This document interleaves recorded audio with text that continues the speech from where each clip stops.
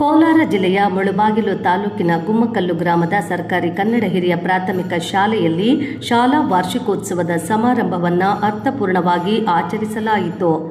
ಇನ್ನು ಉನ್ನತೀಕರಿಸಿದ ಸರ್ಕಾರಿ ಕನ್ನಡ ಹಿರಿಯ ಪ್ರಾಥಮಿಕ ಶಾಲೆಯಲ್ಲಿ ನಡೆದ ಅದ್ಧೂರಿ ಕಾರ್ಯಕ್ರಮದಲ್ಲಿ ಶಾಲೆಯ ಹಳೆಯ ವಿದ್ಯಾರ್ಥಿಗಳು ಹಾಗೂ ಅತಿಥಿ ಗಣ್ಯರಿಗೆ ಗೌರವಿಸಿ ಸನ್ಮಾನಿಸಲಾಯಿತು. ಇದೇ ಸಂದರ್ಭದಲ್ಲಿ ಶಾಲಾ ಮಕ್ಕಳಿಂದ ವಿವಿಧ ಸಾಂಸ್ಕೃತಿಕ ಕಾರ್ಯಕ್ರಮಗಳು ನಡೆದವು. ನಾವು ಸ್ವಲ್ಪ ಮಾತಾಡೋದು ಜಾಸ್ತಿ, ಬಟ್ 2 ನಿಮಿಷ ಅಂತ ಹೇಳ್ತಾ ಇದ್ದೀರಾ. ಓಕೆ, ಎಲ್ಲರಿಗೂ ನಮಸ್ಕಾರ. ಬಹುಶಃ ಇವತ್ತು ಉನ್ನತೀಕರಿಸಿದ ಸರ್ಕಾರಿ ಶಾಲೆ ಹಿರಿಯ ಪ್ರಾಥಮಿಕ ಶಾಲೆ ಗುಮ್ಮಕಲ್ಲು ಒಂದು ವಾರ್ಷಿಕೋತ್ಸವದ ನಾವೆಲ್ಲರೂ ಸಹ ಭಾಗಿಯಾಗಿದ್ದೇವೆ. ಸಮಯದ ಅಭಾವ ಇರೋದ್ರಿಂದ ನಾನು ವೇದಿಕೆಯಲ್ಲಿ ಇರ್ತಕ್ಕಂಥ ಯಾರ ಹೆಸರು ಹೇಳೋದಕ್ಕೆ ಆಗ್ತಾ ಇಲ್ಲ. ಎಲ್ಲರನ್ನೂ ನಾನು ಗುರುತಿಸ್ಕೊಂಡು ವೇದಿಕೆ ಮುಂಭಾಗದಲ್ಲಿರುವಂಥ ಮಾಧ್ಯಮ ಮಿತ್ರರು ಇರ್ಬೋದು, ಶಾಲೆ ಶಿಕ್ಷಕರು ಇರ್ಬೋದು, ಹಾಗೆ ಎಲ್ಲ ಪುಟಾಣಿ ಮಕ್ಕಳು, ಗ್ರಾಮಸ್ಥರೇ ಎಲ್ಲರಿಗೂ ಗುರುತಿಸ್ಕೊಂಡು ಬಹಳ ವಿಶೇಷವಾಗಿ ಇವತ್ತು ಗುಮ್ಮಕಲ್ ಶಾಲೆಯ ಒಂದು ವಾರ್ಷಿಕೋತ್ಸವದಲ್ಲಿ ನಾವಿರೋದು ಸಂತೋಷ. ಯಾಕಂತಂದ್ರೆ ಬಹುಶಃ ಈ ಒಂದು ಆಡಂಬರ ಮತ್ತು ಈ ಹಬ್ಬದ ವಾತಾವರಣ ನೋಡಿದ್ರೆ ಇದು ಸರ್ಕಾರಿ ಶಾಲೆನ ಅನ್ನೋದು ಮರ್ತೋಗ್ಬಿಟ್ಟಿದೆ. ಯಾಕಂತಂದ್ರೆ ಇದು ಒಂದು ಕೈಯಿಂದ ಚಪ್ಪಾಳೆ ಆಗಲ್ಲ. ಆಗ ದೊಡ್ಡವರೆಲ್ಲ ಮಾತಾಡ್ತಾ ಹೇಳ್ತಾ ಇದ್ರು, ಒಂದ್ ಕೈಯಿಂದ ಏನೂ ಮಾಡೋದಕ್ಕೆ ಸಾಧ್ಯ ಇಲ್ಲ ಅಂತ. ಹಾಗೆ ಇವತ್ತು ಈ ಒಂದು ಕಾರ್ಯಕ್ರಮಕ್ಕೆ ಹಳೆಯ ವಿದ್ಯಾರ್ಥಿಗಳು ಸಾಕ್ಷಿಯಾಗಿದ್ದಾರೆ, ಮತ್ತೆ SDMC ಇರ್ಬೋದು, ಎಲ್ಲ ಕಾಣದ ಕೈಗಳೆಲ್ಲ ಇಲ್ಲಿ ಸಾಕ್ಷಿಯಾಗಿದ್ದಾರೆ. ಬಹುಶಃ ನಾನು ಒಂದ್ ಹೇಳೋದಕ್ಕೆ ಇಷ್ಟಪಡ್ತೀನಿ, ಇವತ್ತು ಬಹುಶಃ ವೇದಿಕೆಯಲ್ಲಿ ಇರ್ತಕ್ಕಂಥ ಎಲ್ಲರೂ ಅಷ್ಟೇ ಇವತ್ತು ಗೌರ್ಮೆಂಟ್ ಸ್ಕೂಲಲ್ಲೇ ಇಲ್ಲಿ ಓದಿದ್ದಾರೆ ಅಂತ ನಾನು ಭಾವಿಸ್ತೀನಿ. ಯಾರು ಸಹ ಸರ್ಕಾರಿ ಪ್ರೈವೇಟ್ ಶಾಲೆಯಲ್ಲಿ ಓದೋರಲ್ಲ. ಬಹುಶಃ ನಾವು ನನ್ನ ಏನು ಡಿಗ್ರಿ ನಾನು ಮಾಡಿದ್ರು ಸಹ 10,000 ರೂಪಾಯಿ ನಾನು ಖರ್ಚು ಮಾಡ್ಲಿಲ್ಲ. ಬಹುಶಃ ಈಗಿನ ಮಕ್ಕಳು ಕೆಲವು ಡೊನೇಷನ್ಸ್ ಎಲ್ಲ ನೋಡಿದ್ರೆ ಇವತ್ತು ಲಕ್ಷಗಟ್ಟಲೆ ಕೆಲವರು ಖರ್ಚು ಮಾಡುವಂತ ಪರಿಸ್ಥಿತಿ ಬಂದಿದೆ. ಇದು ಎಲ್ಲೋ ಒಂದ್ ಕಡೆ ವ್ಯಾಮೋಹ. ಸರ್ ಆಗ ಒಂದು ಮಾತು ಹೇಳಿದ್ರು, ಬಹಳ ಇಷ್ಟ ಆಯ್ತು ಅದು. ಸರ್ಕಾರಿ ಶಾಲೆಯಲ್ಲಿರೋ ಮಕ್ಕಳು ಹೋಮ್ವರ್ಕ್ ಅನ್ನ ಮಗು ಮಾಡಲ್ಲ, ಪೇರೆಂಟ್ಸ್ ಮಾಡ್ತಾರೆ. 100ಕ್ಕೆ 100 ಸತ್ಯ ಅದು. ಮಕ್ಕಳು ಮಾಡಲ್ಲ, ಖಾಸಗಿ ಶಾಲೆಯಲ್ಲಿರೋ ಮಕ್ಕಳ ಹೋಮ್ವರ್ಕ್ ಅನ್ನ ಪೇರೆಂಟ್ಸ್ ಮಾಡ್ತಾರೆ ಅಂತ 100ಕ್ಕೆ 100 ಸತ್ಯವಾದಂತ ಮಾತದು. ಯಾಕಂದ್ರೆ ಎಲ್ಲೋ ಒಂದ್ ಕಡೆ ಅವ್ರಿಗೂ ನನ್ನ ಮಗ ಹಾಗಾಗಬೇಕು ಹೀಗಾಗಬೇಕು ಅಂತ ಇರುತ್ತೆ. ಆದ್ರೆ ಸರ್ಕಾರಿ ಶಾಲೆಯಲ್ಲಿ ಅವಕಾಶ ಇಲ್ಲ ಅಂತ ಅಲ್ಲ, ಎಲ್ಲ ಅವಕಾಶಗಳಿದೆ. ಆದ್ರೆ ಬಹುಶಃ ನಾವು ಅದನ್ನ ಏನ್ ಮಾಡ್ಬೇಕು ಅಂತಂದ್ರೆ, ಅದು ಏನಂತ ಹೇಳ್ತೀವಿ ನಾವು, ಒಂದು ಲೈಫ್ ಎಜುಕೇಶನ್ ಅಂತ ನಾವು ಹೇಳ್ತೀವಿ. ಈಗ ಅದು ಹಿಂದೆ ಓದಬೇಕಾದ್ರೆ ಲೈಫ್ ಎಜುಕೇಶನ್ ಇತ್ತು, ಈಗ ಅದು ಫ್ಯಾಷನ್ ಎಜುಕೇಶನ್ ಆಗ್ಬಿಟ್ಟಿದೆ. ಲೈಫ್ ಎಜುಕೇಶನ್ ಅಂತಂದ್ರೆ ಅಲ್ಲಿ ಸಂಸ್ಕೃತಿ ಬರುತ್ತೆ, ಸಂಸ್ಕಾರ ಬರುತ್ತೆ, ಎಲ್ಲದೂ ಬರುತ್ತೆ. ಫ್ಯಾಷನ್ ಅಂತಂದ್ರೆ ಇವತ್ತು ನೋಡಿ, ಸ್ವಲ್ಪ ಒಂದು 1ನೇ ಕ್ಲಾಸ್ 2ನೇ ಕ್ಲಾಸ್ ಓದಂತ ಮಗ LKG UKG ಈಗ ಮೊಬೈಲ್ ಬೇಕು. ಮೊಬೈಲ್ ಇಲ್ಲ ಅಂದ್ರೆ ಅದು ಊಟ ಮಾಡಲ್ಲ, ಮೊಬೈಲ್ ತೋರಿಸ್ಲಿಲ್ಲ ಅಂದ್ರೆ ಅದು ಏನು ಮಾಡಲ್ಲ. ಆ ರೀತಿ ಪರಿಸ್ಥಿತಿ. ಒಂದು 10 ವರ್ಷ ಆದ್ರೆ ಅವರಿಗೆ ಬೈಕ್ ಕೇಳುವಂತ ಪರಿಸ್ಥಿತಿ ಬಂದಿದೆ. ಅಂದ್ರೆ ಇದು ಫ್ಯಾಷನ್ ಎಜುಕೇಶನ್ ಆಗಿದೆ. ಆ ಫ್ಯಾಷನ್ ಎಜುಕೇಶನ್ ಆಗಿದೆ, ಅದನ್ನ ನಾವು ತಿರ್ಬೇಕು ಅಂತ ಆದ್ರೆ ಅದು ಗುರುಗಳು ಶಾಲೆಯಲ್ಲಿರುವಂತ ಅವ್ರು ಹೇಳ್ತಾರೆ. ಆದ್ರೆ ಮನೆಯಲ್ಲಿರುವಂತ ನಾವು ಸಹ ನಾವು ಅರ್ಥ ಮಾಡ್ಕೋಬೇಕು. ಅರ್ಥ ಮಾಡ್ಕೊಂಡು ಒಳ್ಳೆ ರೀತಿ ಅದನ್ನ ನಾವು ಶಿಕ್ಷಣವನ್ನು ಅಳವಡಿಸ್ಕೊಂಡ್ರೆ ನಮಗೆ ಅದು ಒಳ್ಳೆ ರೀತಿ ಆಗುತ್ತೆ ಅಂತ ನನ್ನ ಭಾವನೆ. ನಾನು ಮೊನ್ನೆ ಒಂದು ಆರ್ಟಿಕಲ್ ನೋಡಿದೆ. ಎಕ್ಸಾಂಪಲ್, ಬಂಗಾರಪೇಟೆ ಅಂತ ಹೆಸರು ಮಧುಸೂದನ್ ಅಂತ ಒಬ್ಬ ಹುಡುಗ, ಅವನಿಗೆ ವಿಜಯವಾಣಿಯವರು ವಿಜಯರತ್ನ ಅಂತ ಒಂದು ಪ್ರಶಸ್ತಿ ಕೊಟ್ಟಿದ್ದಾರೆ. ಮೊನ್ನೆ ದುಬೈ ಎಲ್ಲ ಕಾರ್ಯಕ್ರಮ ಆಯ್ತು. ಆ ಹುಡುಗ ಸರ್ಕಾರಿ ಶಾಲೆಯಲ್ಲಿ ಓದ್ಕೊಂತಾನೆ, ಕೆಲ್ಸಕ್ಕೋಸ್ಕರ ಬೆಂಗಳೂರಿಗೆ ಹೋಗ್ತಾನೆ. ಬೆಂಗಳೂರಿಗೆ ಓದ್ಕೊಂಡು ITI ಮಾಡ್ಕೊಂಡಿರ್ತಾನೆ ಆ ಹುಡುಗ.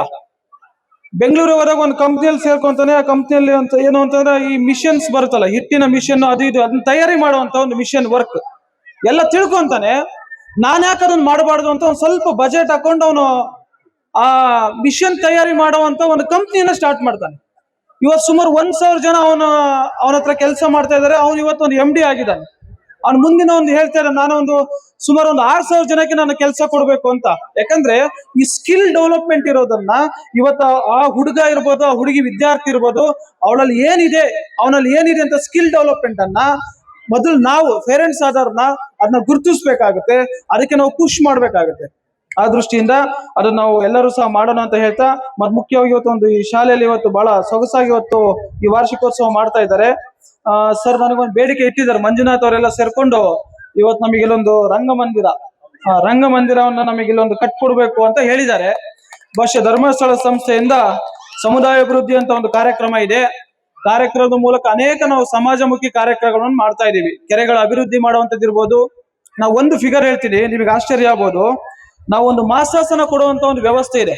ನಾವು ಮೊನ್ನೆ ಹೇಮಾವತಿ ಅಮ್ಮನವರು ಧರ್ಮಸ್ಥಳ ಧರ್ಮಾಧಿಕಾರಿ ವೀರೇಂದ್ರ ಹೆಗಡೆ ಅವರ ಧರ್ಮಪತ್ನಿ ಹೇಮಾವತಿ ಅಮ್ಮನವರ ಒಂದು ಹುಟ್ಟು ಹಬ್ಬದಕ್ಕೆ ನಾವೊಂದು ವಿಶೇಷವಾಗಿ ನಾವು ಗುರುತಿಸಿ, ನಾವು ಕರ್ನಾಟಕ ರಾಜ್ಯದಲ್ಲಿ 20,000 ಫಲಾನುಭವಿ ಅಂದ್ರೆ ಅವ್ರಿಗೆ ಯಾರು ಇಲ್ಲ, ಊಟಕ್ಕೂ ಸಹ ಅವರಿಗೆ ಕಷ್ಟ ಅಂತವ್ರಿಗೆ ನಾವು ಪ್ರತಿ ತಿಂಗಳಿಗೆ 1,000 ರೂಪಾಯಿದಿಂದ 2,000 ರೂಪಾಯಿ ತನಕ ಅವ್ರಿಗೆ ಕೊಟ್ಟು ಅವ್ರನ್ನ ಪೋಷಣೆಯನ್ನ ನಾವು ಮಾಡ್ತಾ ಇದ್ದೀವಿ.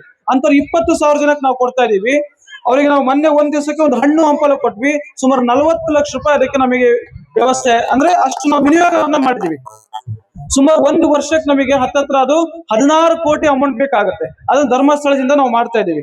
ಮತ್ತೆ ಇನ್ನೊಂದೇನು ಅಂತಂದ್ರೆ ಸ್ಕೂಲಿಗೆ ಅನುಗುಣವಾಗಿ ನಾವು ಮೊನ್ನೆ ಒಂದು ಸ್ಕೂಲಿಗೆ ಡೆಸ್ಕ್ ಬೆಂಚ್ ಅನ್ನು ಕೊಡುವಂತ ವ್ಯವಸ್ಥೆ ನಾವು ಮಾಡಿದ್ವಿ ಮುಳಬಾಗಿಲು ತಾಲೂಕಿನಲ್ಲಿ. ನನಗೆ ಬಹಳ ಬೇಜಾರಾಯ್ತು ಅವಾಗ. ಯಾಕೆ ಅಂತಂದ್ರೆ ಎಲ್ಲಾ ಶಾಲೆಯಲ್ಲೂ ಕೇಳಿದಾಗ ಅವ್ರ ಮಕ್ಕಳೇ ಎಲ್ಲ ಸರ್ ತಗೊಂಡು ನಾವೇನ್ ಮಾಡ್ಬೇಕದ್ನ ಅಂತ ಅಂದ್ರು. ಡೆಸ್ಕ್ ಬೆಂಚ್ ನಮ್ಮಲ್ಲಿ ರಿಯಾಯಿತಿ ದರದಲ್ಲಿ ಕೊಡ್ತೀವಿ, ನೀವು ತಗೊಳ್ಳಿ ಅಂತಂದಾಗ ಅದೇ ಅವರ ಮಕ್ಕಳಿಲ್ಲ ಸರ್ ತಗೊಂಡು ನಾವೇನ್ ಮಾಡೋದು ಅಂತ. ಆದ್ರೂ ಅದನ್ನ ಬಿಡದೆ ನಾವು ಸುಮಾರು ಒಂದು 15 ಲಕ್ಷ ರೂಪಾಯಿ ಫಂಡ್ ಅನ್ನ ನಾವು ಮುಳಬಾಗಿಲು ತಾಲೂಕಿನಲ್ಲಿ ಸುಮಾರು ಒಂದು 20 ಶಾಲೆಗಳಿಗೆ ನಾವು ಅದನ್ನ ಕೊಟ್ಟಿದೀವಿ. ಮತ್ತೆ ಮುಖ್ಯವಾಗಿ ಇನ್ನೊಂದೇನು ಅಂತಂದ್ರೆ ಶಾಲೆಯಲ್ಲಿ ಏಕೋಪಾಧ್ಯಾಯ ಶಿಕ್ಷಕರು ಇರ್ತಾರೆ, ಅದು ಮಕ್ಕಳ ಸಂಖ್ಯೆ ಜಾಸ್ತಿ ಇರುತ್ತೆ ಅಂತ ಆದ್ರೆ ಆ ಶಾಲೆಯನ್ನು ಗುರುತಿಸಿ ಅವರಿಗೆ ಟೀಚರ್ಸ್ ಕೊಡುವಂತ ಕೆಲಸವನ್ನು ನಾವು ಮಾಡ್ತಾ ಇದೀವಿ. ಸುಮಾರು ಅದ್ರದ್ದೊಂದು ನಾನೊಂದು ಫಿಗರ್ ಹೇಳ್ಬೇಕು ಅಂತಂದ್ರೆ ನಮ್ಮ ಸ್ಟೇಟ್ ಅಲ್ಲಿ 1034 ಶಿಕ್ಷಕರು ನಾವು ಕೊಡ್ತಾ ಇದೀವಿ. ನಮ್ಮ ತಾಲೂಕಿನಲ್ಲಿ ಒಂದು 4 ಶಿಕ್ಷಕರು ನಾವು ಕೊಟ್ಟಿದೀವಿ. ಅವರಿಗೆ ಪ್ರತಿ ತಿಂಗಳು ಸಂಬಳವನ್ನು ನಾವು ಕೊಡ್ತಾ ಇದೀವಿ. ಒಂದು ವರ್ಷಕ್ಕೆ ನಮಗೆ 12 ಕೋಟಿ ಅದಕ್ಕೆ ವೆಚ್ಚವನ್ನ ಧರ್ಮಸ್ಥಳ ಸಂಸ್ಥೆಯನ್ನು ಮಾಡ್ತಾ ಇದೀವಿ. ಈ ತರ ಅನೇಕವಾದಂತ ಕೆಲಸಗಳನ್ನು ನಾವು ಮಾಡ್ತಾ ಇದೀವಿ, ಸಮಾಜಮುಖಿ ಕಾರ್ಯಕ್ರಮ. ಮುಂದಿನ ಹಂತದಲ್ಲಿ ಈಗ ರಂಗಮಂದಿರ ನೀವೆಲ್ಲ ಓಪನ್ ಮಾಡ್ತೀರಿ ಅಂತ ಸ್ಟಾರ್ಟ್ ಮಾಡ್ತೀರಿ ಅಂತ ಆದ್ರೆ ಅದಕ್ಕೆ ಏನ್ ವ್ಯವಸ್ಥೆ ನಮ್ಮಿಂದ ಇದೆ ಅದು 100% ಮಾಡುವಂತ ವ್ಯವಸ್ಥೆಯನ್ನ ನಾವು ಮಾಡ್ತೀವಿ.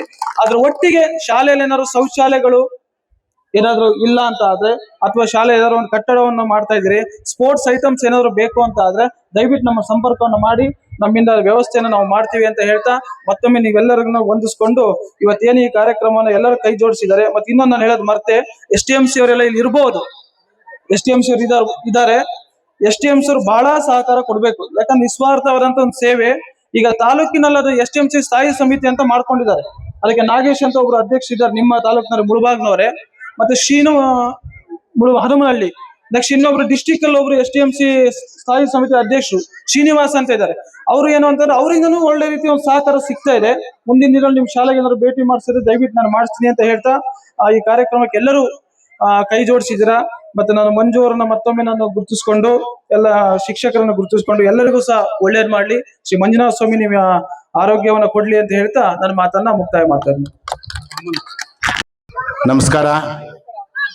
ಈ ಒಂದು ಬಹಳ ಅದ್ದೂರಿಯಾದ ಕಾರ್ಯಕ್ರಮ ನಮ್ಮ ಗುಮ್ಕಲ್ ಶಾಲೆಯಲ್ಲಿ ಉನ್ನತೀಕರ ಶಾಲೆಯಲ್ಲಿ ಹಮ್ಮಿಕೊಂಡಿದ್ದು ಬಹಳ ಸಂತೋಷದ ವಿಷಯ. ಈ ಒಂದು ಕಾರ್ಯಕ್ರಮಕ್ಕೆ ನನ್ನನ್ನು ಆಹ್ವಾನಿಸಿರೋದು ಮತ್ತೊಂದು ರೀತಿಯ ನನ್ನ ಸಂತೋಷ. ಯಾಕೆಂದ್ರೆ ಹೊಸ ನೀರು ಬಂದಾಗ ಹಳೆ ನೀರು ಕೊಚ್ಕೊಂಡು ಹೋಗೋದು ಸಹಜ, ಆದರೆ ಹಳೆ ನೀರಿಗೂ ಬೆಲೆ ಇದೆ ಅಂತಕ್ಕಂಥದ್ದನ್ನ ನಾವು ನೆನೆಸ್ಬೇಕು.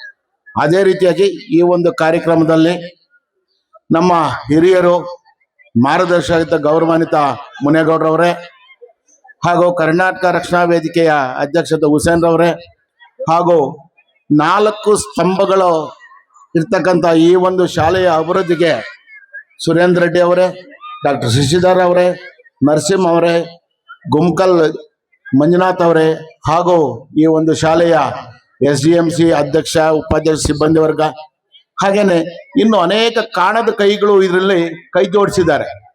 ನಾವು ಅಷ್ಟು ಸಲೀಸಾಗಿ ಒಂದು ಕಾರ್ಯಕ್ರಮವನ್ನು ನಡೆಸ್ಕೊಡ್ಬೇಕಾದ್ರೆ ಶ್ರಮ ಇದೆ.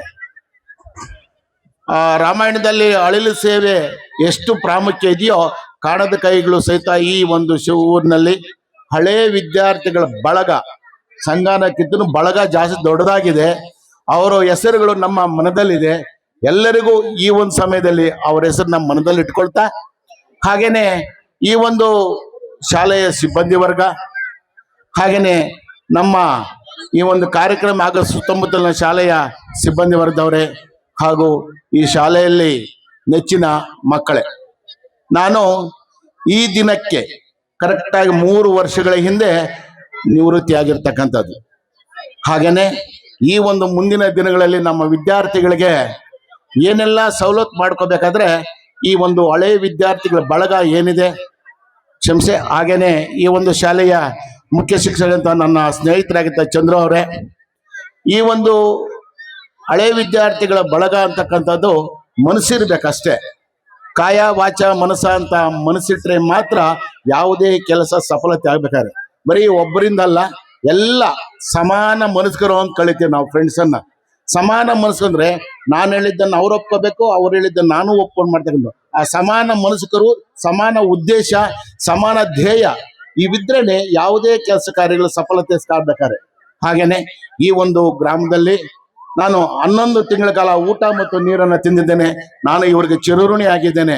ಹಾಗೇನೆ ನಾವು ಮುಂದಿನ ದಿನಗಳಲ್ಲಿ ವಿದ್ಯಾರ್ಥಿಗಳಿಗೆ ಸವಾಲಾಗಿದೆ. ಮುಂದಿನ ದಿನಗಳಲ್ಲಿ ವಿದ್ಯಾಭ್ಯಾಸ ಅಂದ್ರೆ ಸವಾಲಾಗಿದೆ. ಆ ಒಂದು ದೃಷ್ಟಿಯಿಂದನೂ ಮಕ್ಕಳಿಗೆ ಏನು ನಾವು ಕೌಶಲ್ಯಗಳನ್ನ, ಅವರಲ್ಲಿ ಎಬಿಲಿಟಿಯನ್ನ ಹೊರಗಡೆ ತೆಗಿಬೇಕು. ಬರೀ ಇವಾಗ ನಾವು ಏನಾಗಿದೆ ಅಂದ್ರೆ ಒಳ್ಳೆ ಬೂಟಾಟಿಕೆಗೆ ಮರಳಾಗ್ತಾ ಇದೀವಿ. ದಯವಿಟ್ಟು ಅದಕ್ಕೆ ಮರಳಾಗಬೇಡಿ. ನಮ್ಮ ಸರ್ಕಾರಿ ಶಾಲೆಯನ್ನು ಉಳಿಸೋದು ಬೆಳೆಸೋದು ನಮ್ಮ ಕೈಗಳಲ್ಲಿದೆ, ಪೋಷಕರಲ್ಲಿದೆ. ಆದ್ದರಿಂದನೂ ಸರ್ಕಾರಿ ಶಾಲೆಗಳಲ್ಲಿ ಇವತ್ತು ನಮ್ಮ ಸ್ಟೇಜ್ ಮೇಲೆ ಇಷ್ಟು ಜನ ಹಳೆ ವಿದ್ಯಾರ್ಥಿ ಇದೆ, ಅವರೆಲ್ಲ ಸರ್ಕಾರಿ ಶಾಲೆಯಲ್ಲಿ ಓದಿರ್ತಕ್ಕಂಥವ್ರೆ. ಇವತ್ತು ನಾನು ಜಂಬವಾಗಿ ಹೇಳ್ಕೊಳ್ತೀನಿ, IAS IPS ಎಲ್ಲ ಇರ್ತಕ್ಕಂಥವ್ರು ಸರ್ಕಾರಿ ಶಾಲೆಯಿಂದನೇ. ಡಾಕ್ಟರ್ಸ್ ಆಗಿರೋದು ಸರ್ಕಾರಿ ಶಾಲೆಯಿಂದನೇ. ಕಾನ್ವೆಂಟ್ ಅಲ್ಲಿ ಬರೆದು ಓದ್ತಕ್ಕಂಥವ್ರು ಬೆರಳೆಣಿಕೆ 1 ಅಥವಾ 2 ಮಾತ್ರ ಇರ್ಬೋದು ಅಷ್ಟೇನೆ. ಸರ್ಕಾರಿ ಶಾಲೆಯಲ್ಲಿ ಓದ್ತಕ್ಕಂಥ ಎಲ್ಲ ಇದೆ. ಬಟ್ ನಮ್ಗೆ ಏನಾಗಿದೆ ಮನಸ್ಸಲ್ಲಿ ಗೌರ್ಮೆಂಟ್ ಸ್ಕೂಲ್ ಇದು ಬಿಟ್ಟು ಪ್ರೈವೇಟ್ ಸ್ಕೂಲ್ ಅನ್ಕೊಂಡ್ಬಿಟ್ಟಿದ್ವಿ.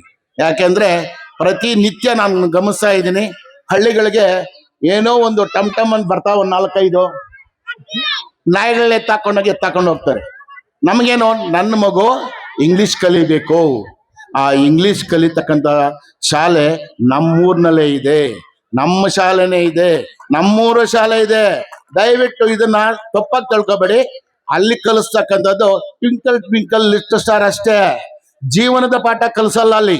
ಬರೀ daddy mummy come and go ಅಷ್ಟೇ. ಸಂಸ್ಕಾರ ಅನ್ನೋದು ಇರೋದಿಲ್ಲ ಅಲ್ಲಿ. ಸಂಸ್ಕಾರ ಅದು ಆಡಂಬರ ಜೀವನ. ಇಲ್ಲಿ ನಮ್ಮ ಮಕ್ಕಳಿಗೆ ಸಂಸ್ಕಾರ ಅಂತಕ್ಕಂಥದ್ದು ಹಳ್ಳಿಯಲ್ಲಿರ್ತಕ್ಕಂಥದ್ದು, ಗ್ರಾಮೀಣ ಪ್ರದೇಶದಲ್ಲಿರ್ತಕ್ಕಂಥದ್ದು. ಗಮನಿಸ್ಕೊಳ್ಳಿ, ಹಳ್ಳಿ ಹುಡುಗನಿಗೆ ಒಂದು 10 ರೂಪಾಯಿ ಕೊಟ್ರೆ ಅಂಗಡಿಗೆ ಹೋಗ್ತಾನೆ, ಇಂಥದಿಷ್ಟು ಬರ್ತಾನೆ, ಚಿಲ್ಲರೆ ಕೊಡೋಣ, ಇಲ್ಲಿ ಉಳಿದ ಚಿಲ್ಲರೆ ಕೊಡು ಅಂತ ಕೇಳ್ತಾನೆ. ಅದೇ ಕೆಲವಿರ್ತಕ್ಕಂಥ ಹೌ ಮಚ್ 2 rupees 5 rupees ಆ ಚೇಂಜ್ ಗೊತ್ತಿಲ್ಲ, ಕೊಡ್ತಾನೆ, ಏನೋ ಒಂದು ತಗೊಂತಾನೆ, ವಾಪಸ್ ಬರ್ತಾನೆ. ಎಲ್ಲೋ ಚಿಲ್ಲರೆ ಆದ್ರೆ ಇಲ್ಲ. ಯಾಕೆ? ಅವನಿಗೆ ಜೀವನದ ಪಾಠ ಗೊತ್ತಿರಲ್ಲ. ಜೀವನದ ಪಾಠ ಗೊತ್ತಿರ್ತಕ್ಕಂಥದ್ದು ಹಳ್ಳಿಯಲ್ಲಿ. ನಮ್ಮ ತಂದೆ ತಾಯಿಗಳು, ಪೋಷಕರು ಅವರಿಗೆ ಜೀವನದ ಪಾಠವನ್ನ ಕಲಿಸುತ್ತಾರೆ. ಆ ಒಂದು ಉದ್ದೇಶ ಸರ್ಕಾರಿ ಶಾಲೆಗಳಲ್ಲಿ ಈಗ LKG UKG ಸ್ಟಾರ್ಟ್ ಮಾಡ್ತಾ ಇದ್ದಾರೆ. ಇಂಗ್ಲಿಷ್ ಮೀಡಿಯಂ ಕಲಿಸ್ತಾ ಇದೆ, ಓಪನ್ ಆಗ್ತಾ ಇದೆ. ಇವಾಗ ನಮ್ಮ ಸುತ್ತಮುತ್ತಲಲ್ಲಿ ನೋಡಿ, ಎಲ್ಲಾ ಶಾಲೆಗಳಲ್ಲಿ ಇಂಗ್ಲಿಷ್ ಅನ್ನೋದು ಇದೆ. ಆದ್ರೆ ನಾವು ಅದನ್ನ ಪೋಷಕರಾಗಿರ್ತಕ್ಕಂಥವರು ಮನಗೊಳ್ಬೇಕು, ಅದನ್ನ ಕಲಿಸ್ಬೇಕು. ಇವಾಗ ಸರ್ಕಾರಿ ಶಾಲೆ ಏನ್ ಕಡಿಮೆ ಇದೆ? ನಮ್ಗೆ ಶೂ ಇದೆ, ಯೂನಿಫಾರ್ಮ್ ಇದೆ, ಮಧ್ಯಾಹ್ನ ಬಿಸಿ ಊಟ ಇದೆ, ಹಾಲಿದೆ, ಮೊಟ್ಟೆ ಇದೆ, ಬಾಳೆಹಣ್ಣು ಇದೆ. ಇನ್ನೇನ್ ಬೇಕು? ಎಲ್ಲ ಸವಲತ್ತನ್ನು ಸರ್ಕಾರ ಒದಗಿಸ್ತಾ ಇದೆ. ಅದನ್ನ ಸದ್ಬಳಕೆ ಮಾಡಿಕೊಂಡು ಪೋಷಕರು ಅದನ್ನ ಮನಗಂಡು ಮಕ್ಕಳನ್ನ ಇಲ್ಲಿ ನಾವು ಇನ್ನೊಂದೇನಾಗಿದೆ ಅಂತ ದೊಡ್ಡ ನಮ್ಮ ಒಂದು ಡ್ರಾಬ್ಯಾಕ್, ಬರೀ ಸ್ಕೂಲ್ ಹೋಗ್ತಾ ಇದೆ, ಆ ಮಗು ಸ್ಕೂಲಲ್ಲಿ ಕಲ್ಕೊಂಡ್ಬರ್ತದೆ. ಇವತ್ತು ನೀವು ಗಮನಿಸಿರಿ, ಖಾಸಗಿ ಶಾಲೆಗಳಲ್ಲಿ ಹೋಮ್ ವರ್ಕ್ ಮಾಡ್ತಕ್ಕಂಥದ್ದು ಮಕ್ಕಳಲ್ಲ, ಪೋಷಕರು ಮಾಡ್ತಾ ಇದ್ದಾರೆ. ನನ್ನ ಮಗುನ್ ನಿಲ್ಲಿಸ್ತಾರೆ ಹೊರಗಡೆ. ಇವರೇ ತಂದೆ ತಾಯಿ ಆದವರು ಅಥವಾ ತಾಯಿನೇ ಎಲ್ಲ ಹೋಮ್ ವರ್ಕ್ ಬರ್ದು ಎತ್ಕೊಂಡಪ್ಪ ಡೈರಿನಲ್ಲಿ ಒಂದು ಸಿಗ್ನೇಚರ್ ಕಳಿಸ್ಕೊಡ್ತಾ ಇದ್ದಾರೆ. ನಾನು ಕಣ್ಣಾರ ನೋಡಿರ್ತಕ್ಕಂಥದ್ದು. ಆ ಒಂದು ದೃಷ್ಟಿ, ಆ ಡೈರಿನೂ ಶಾಲೆಗಳಲ್ಲಿ ಇದೆ, ಬಳಸ್ಕೊಂಡು. ಇನ್ನೂ ಒಂದು ದೊಡ್ಡ ಡ್ರಾಬ್ಯಾಕ್ ಏನಂದ್ರೆ, ನಮ್ಮ ಪೋಷಕರನ್ನ HM ಆದವರು ಅಥವಾ ತರಗತಿ ಶಿಕ್ಷಕರಾದವರು ನಿಮ್ಮ ಅಮ್ಮನ ನಿಮ್ಮ ಅಪ್ಪನ ಕರ್ಕೊಂಬರಂದ್ರೆ ಹೊಸದ್ ಬಂದ್ರ ಅಂತ ಹೇಳ್ತಾರೆ. ಅದೇ ಪ್ರೈವೇಟ್ ಶಾಲೆ, ಖಾಸಗಿ ಶಾಲೆಯಲ್ಲಿ ಫೋನ್ ಮಾಡ್ಬಿಟ್ಟು, ಸರ್ ಪೇರೆಂಟ್ಸ್ ಮೀಟ್ಸ್ ಯಾವತ್ತಿರೋದು, ಎಷ್ಟೊತ್ತಿಗಿರೋದು, ಎಲ್ಲಿರೋದು, ಅವತ್ತು ನಾನು ಏನ್ ತಗೊಂಡು ಮಗನಿಗೆ ಬಾಕ್ಸ್ ಅಲ್ಲಿ ಏನಾಕ, ಇವೆಲ್ಲ ಕೇಳ್ತಾರೆ. ಅದೇ ನನ್ನ ಮಗ ಗೌರ್ಮೆಂಟ್ ಸ್ಕೂಲ್ಗೆ ಹೋಗ್ತಾನೆ, ನನ್ನ ಒಂದು ಅನುಭವದಲ್ಲಿ ಆಗಿರ್ತಕ್ಕಂಥದ್ದು, ದಾರಿಯಲ್ಲಿ ಮೆಸೋ ಬಳಪ್ ಮಿಚ್ಚಯಿ, ಒಂದು ಪೆನ್ಸಿಲ್ ಇಚ್ಚಯಿ ಅಂತಾರೆ. ಅದೇ ಸರ್ಕಾರಿ ಖಾಸಗಿ ಶಾಲೆಯವ್ರಿಗೆ ಎಲ್ಲ ಕೊಟ್ಟು ಶೂ ಹಾಕಿ ಟೈ ಹಾಕಿ ಅವನ ಜೋಬ್ಗೆ ಒಂದಷ್ಟು ತಿನಿಸಿ ಖರ್ಚಿಗೆ ಒಂದು 5 ರೂಪಾಯಿ ಕೊಡ್ತಾನೆ. ಅಡ್ಡದಾರಿ ಇಡ್ತಕ್ಕಂಥದ್ದು ಆ ಕಾಸು ಕೊಟ್ಟಾಗ ನಮ್ಮ ಮಕ್ಕಳಿಗೆ ಶಾಲೆಗಳಲ್ಲಿ 2 ರೂಪಾಯಿ ಸ್ಟಾಂಪ್ ಕೊಡು ಅಂದ್ರೆ ಏಮಂಟ್ರ ಮೇಷ್ಗೆ ಏಮ್ ಕಾವಲಂಟ, దీని ದುಡ್ಡು ತಿನ್ನಲ್ಲ ಅಂತ ಕೇಳಿರ್ತಕ್ಕಂಥದ್ದು ನಾನು ಕೇಳಿದ್ದೆ. ಅಲ್ಲ 2 ರೂಪಾಯಿ ಕೇಳಿದ್ರೆ ಈಗಂತಾರೆ, 1000 ರೂಪಾಯಿ ಕೇಳಿದ್ರು ಅಲ್ಲಿ ಕೊಡ್ತಾರೆ. ಇದು ನಾವು ಮರಳಾಗೋದು ಬೇಡ. ದಯವಿಟ್ಟು ಪ್ರತಿಭೆಗಳು ಗ್ರಾಮದಲ್ಲೇ ಇರ್ತಕ್ಕಂಥದ್ದು. ಆ ಒಂದು ದೃಷ್ಟಿಯಿಂದ ನಿಮ್ಮ ಮಕ್ಕಳನ್ನ ಸರ್ಕಾರಿ ಶಾಲೆಗೆ ಸೇರಿಸಿ. ಈಗ ನಾವು ಇನ್ನೊಂದೇನಂದ್ರೆ, ಖಾಸಗಿ ಶಾಲೆಯಲ್ಲಿ ಓದ್ಬೇಕು, ಗೌರ್ಮೆಂಟ್ ಬಸ್ಸಲ್ಲಿ ಪಾಸ್ ಬೇಕು, ಗೌರ್ಮೆಂಟ್ ಕೆಲಸ ಬೇಕು, ಓಡಾಡೋದು ಇದು ಓದೋದು ಮಾತ್ರ ಖಾಸಗಿ ಶಾಲೆಯಲ್ಲಿ. ಇದು ಯಾವ ನ್ಯಾಯ? ಸರ್ಕಾರ ಅದು ಕೊಟ್ಟಿಲ್ಲ, ಇದು ಕೊಟ್ಟೆ ಅಂತಾರೆ. ಇವೆಲ್ಲ ಓದಕ್ಕೆ ಸವಲತ್ತು ಕೊಟ್ಟಿದ್ದು ಗೌರ್ಮೆಂಟಿಂದನೇ ಇದೆ. ಎಲ್ಲ ನಮ್ಮ ಸರ್ಕಾರಕ್ಕೆ ಬೆಂಬಲವನ್ನು ನೀಡಿದಾಗ ಶಾಲೆಗಳು ಅಭಿವೃದ್ಧಿ ಆಗ್ತದೆ. ದಯವಿಟ್ಟು ನಿಮ್ಮಲ್ಲಿ ಒಂದು ದೊಡ್ಡ ಮನವಿ ಮಾಡ್ಕೊಳ್ತಾ ಇದ್ದೀನಿ, ಆದಷ್ಟು ಮಕ್ಕಳನ್ನ ನಮ್ಮ ಸರ್ಕಾರಿ ಶಾಲೆಗಳಿಗೆ ದಾಖಲು ಮಾಡಬೇಕು ಅಂತ ಸರ್ಕಾರ ಎಲ್ಲ ಸವಲತ್ತು ಮಾಡ್ತಾ ಇದೆ. ದಯವಿಟ್ಟು ಅವ್ರಿಗೆ ಸೇರಿಸಿ ಅಂತ ಹೇಳ್ತಾ, ನನಗೆ ಇಲ್ಲೊಂದು 2-3 ಮಾತನಾಡಕ್ಕೆ ಅವಕಾಶ ಕೊಟ್ಟು ತಮ್ಮೆಲ್ಲಕ್ಕೂ ಒಂದು ನಾನು 2 ಮಾತು ತಿಳಿಸ್ತೀನಿ. ಜೈ ಹಿಂದ್, ಜೈ ಕರ್ನಾಟಕ. ಎಲ್ಲ ವೇದಿಕೆಯಲ್ಲಿ ಹಾಸನಾಗಿರುವಂಥ ಎಲ್ಲ ಗಣ್ಯರೇ ಹಾಗೂ ಹಿರಿಯರೇ ಹಾಗೂ ಪುಟಾಣಿಗಳೇ, ನನ್ನ ನೆಚ್ಚಿನ ಎಲ್ಲ SDMC ಸಿಬ್ಬಂದಿ ವರ್ಗರೇ, ಎಲ್ಲ ಊರಿನ ಹಿರಿಯರೇ, ಈ ದಿವಸ ನಾವು ಈ ಒಂದು ಕಾರ್ಯಕ್ರಮವನ್ನ ಅದ್ದೂರಿಯಾಗಿ ಆಚರಿಸ್ಬೇಕು ಅಂದ್ಕೊಂಡಿದ್ರಿ. ಆದರೆ ಕಾರಣಾಂತರಗಳಿಂದ ಏನಾಯ್ತಂದ್ರೆ ಎಡರು ಆಗುತ್ತಾ ಅಲ್ಲಿಗೂ ನಮ್ಮ ಒಂದು ಸಹಾಯಕ್ಕೆ ಹಳೆಯ ವಿದ್ಯಾರ್ಥಿಗಳು ಈ ಶಾಲೆಯಲ್ಲಿ ಓದಿದಂತ ಹಳೆಯ ವಿದ್ಯಾರ್ಥಿಗಳು ಹೆಚ್ಚಿನ ಒಂದು ಶ್ರಮ ವಹಿಸಿದ್ದಾರೆ. ಯಾಕಂದ್ರೆ ನಮ್ಗೆ ನೋಡ್ತಾ ಇದ್ರಿ, ನಾವು ಶಾಲೆ ಅದರಲ್ಲಿ ಪರೀಕ್ಷೆಗಳು ಒಂದು ಪರೀಕ್ಷೆ ಆದ್ಮೇಲೆ 4 ದಿವಸ ರಜೆ ಬರೋದು ಈಗಾಗೋಯ್ತು. ಜನಗಣತಿ ಅನೇಕ ಒಂದು ತೊಂದರೆಗಳಿದ್ರೂ ಕೂಡ ಸಹ ನಮ್ಮ ಹಳೆಯ ವಿದ್ಯಾರ್ಥಿ ಸಂಘಗಳು ಈ ನಮ್ಮಂದೇ ಸಹಕರಿಸಿ ಒಂದು ಹೆಚ್ಚಿನ ಒಂದು ಪ್ರೋತ್ಸಾಹ ಕೊಟ್ಟು ನಮಗೆ ಒಂದು ಮಾನ್ಯತೆ ಕೊಟ್ಟಿದ್ದಾರೆ. ಅದರಿಂದ ನಮ್ಮ ಮಕ್ಕಳಲ್ಲಿರುವಂತ ಒಂದು ಸೂಕ್ತವಾಗಿರುವಂತ ಒಂದು ಅವರಲ್ಲಿ ಏನು ಕಲ್ತಿದ್ದಾರೆ, ಒಂದು ಚಟುವಟಿಕೆಗಳು, ನೃತ್ಯ ಆಗ್ಬೋದು, ನಾಟಕ ಆಗ್ಬೋದು, ಏನೇ ಆಗ್ಲಿ, ಒಂದು ಮಕ್ಕಳ ಪ್ರತಿಭೆಯನ್ನ ಗುರುತಿಸೋಕೆ ಯಾವಾಗ್ಲೂ ಇರ್ತದೆ. ತಿಂಗಳ ಮಾಡ್ತೀರಿ, ಒಂದು 3 ತಿಂಗಳು ಪ್ರತಿಭಾ ಕಾರಂಜಿ ಮಾಡ್ತೀರಿ, ಕಲಿಕಾ ಹಬ್ಬ ಮಾಡ್ತೀರಿ. ಆದ್ರೂ ನಮ್ಮ ಒಂದು ಕೊನೆಯ ಹಂತದಲ್ಲಿ ಈ ಒಂದು 8ನೇ ತರಗತಿ ಮಕ್ಕಳು ನಮ್ಮ ಕೊನೆಯ ಹಂತದಲ್ಲಿ ಇರ್ತಾರೆ.